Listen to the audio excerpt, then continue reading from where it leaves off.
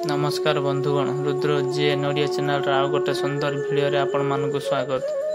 बंधुगण, train accident रे 10 दिनर छोट छुआर जीवन बंचैबा को आसिले नागदेवता। सेठी जा घटिला आपण जानिले आश्चर्य होई जिवे। बंधुगण, महादेव शिवंक आशीर्वाद जहा उपरे अछि, मूर्तिर देवता जमराजा भी छुई परिबो नाही। ठीक एमिति एक घटना घटिछि पंजाब रे एक रेल स्टेशन रे। देखा मिली 10 दिनर छुआर जीवन बंचैबा पई नागदेवता आसी पहुँचिले। बंधुगण, राति 10टा समय रे गोटे महिला 10 दिनर छुआ को रेल लाइन रे पकई दी सेठारे चली गले। रेल स्टेशन रे थिबा लोक माने से महिला उपरे काहार नजर नथिला। जेतेबेले रेल आसीबा समय हो गला, हठात से छुआ पाखकु एक विराट साप आसी छुआ पाखरे चक्का भिड़ी बसी रहिला। सेठारे थिबा लोकंक नजर से साप उपरे पड़िला।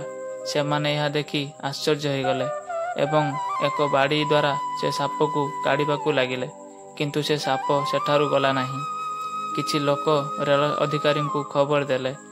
रेल आसीबा किछि समय बाकी थिला। साप पाखरे एक छुआ अछि रेल अधिकारी जानि नथिले। सेही समय रे जणे महादेवंक भक्त आसिले एवं साप को देखु देखु चिन्हि नेले। ये को साधारण साप नुहे, ये तो नागदेवता। बंधुगण, से शिव भक्त से नागसाप पाखकू गले एवं प्रणाम कले। किछि समय रे से नागसाप रेल ट्रैक रु धीरे धीरे जंगल आड़ को चली गले एवं ट्रेन आसीबा पूर्वरु से शिव भक्त से छुआ को उठेई नेले।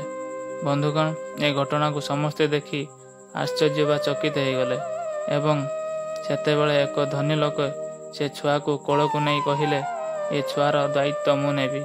छुआ को मु पाठ पढ़े भल मनीष करी।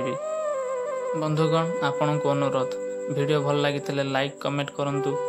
जदि ये चैनल को सब्सक्राइब करना ताले सब्सक्राइब करी पाखर थिबा घंटी चिन्ह को बजाई दियंतु, जहा फल ये चैनल रे आसुतबा महत्वपूर्ण वीडियो सर्वप्रथम देखिबा को पाइबे।